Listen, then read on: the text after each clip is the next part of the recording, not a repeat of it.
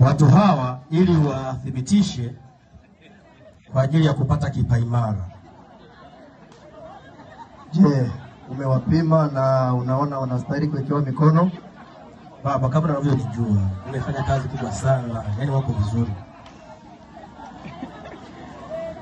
Wana kipaimara, Bwana asifiwe.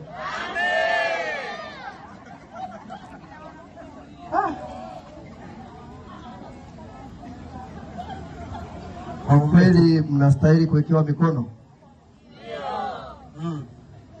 Basi nitawauliza maswali kadhaa ili muweze kunijibu nione kama ni kweli mnastahili kuwekewa mikono. Mko tayari kwa maswali? Ndio.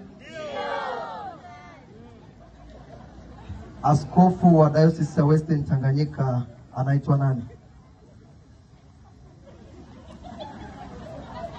Aha, wewe binti pale?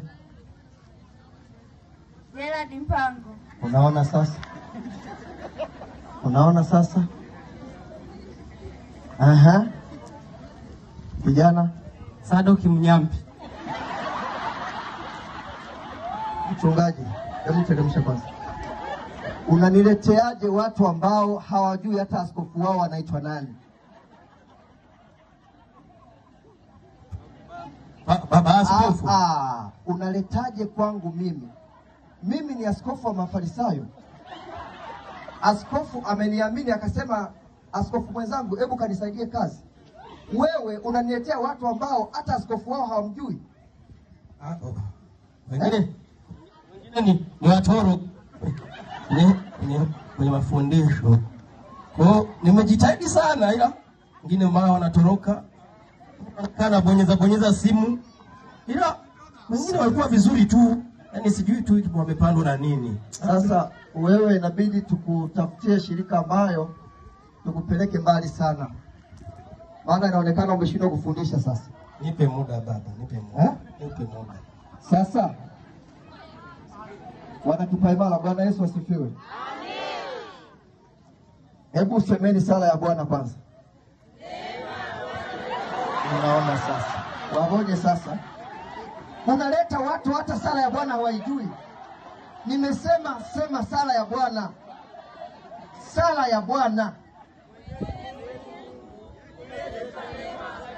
Hamna kila kitu hapa. Hakuna kila kitu. Baba askofu, kuna wengine wanakunywa pombe, wamekuja wameelewa tu hapo.